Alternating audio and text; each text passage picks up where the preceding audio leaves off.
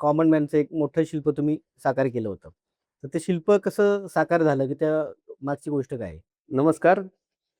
सर्वप्रथम मी मंचच्या या कार्यक्रमामध्ये मला बोलवलं, त्याबद्दल मी तुमच्या सर्व टीमचे खूप खूप आभार मानतो. धन्यवाद.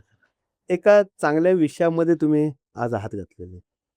एक माझ्यासारख्या एका शिल्पकाराला गणेशोत्सवाच्या सजावटीतून जो नावारूपाला आला, त्याला आपण आपल्या स्टुडिओमध्ये बोलवलं आणि थोडं अंतर्मनात दडलेल्या काही गोष्टी बरोबर. एक कलाकार म्हणून, एक शिल्पकार म्हणून हे एक संवाद साधून किंवा व्यक्त होण्याची संधी तुम्ही मला आज देत आहात. बरोबर. तुम्ही जे विचारलंत, की हा कलेचा वारसा हा खरं तर माझ्या वडिलांकडनं मला मिळालेला. माझे वडील डी.एस. खटावकर त्यांनी अव्याहतपणे ह्या गणेशोत्सवामध्ये गणपती बाप्पाची सेवा केली.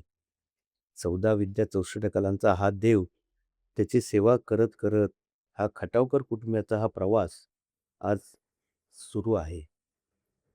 ह्या गणेशोत्सवाच्या माध्यमातून एक शिल्पकार म्हणून मी जे काही नावारूपाला आलो खऱ्या अर्थाने, ते सिम्बॉसिसमध्ये जे कॉमन मॅनचा पुतळा तयार केला आर.के. लक्ष्मणांचा, हो. ते माझं पहिलं ब्रांचचं काम.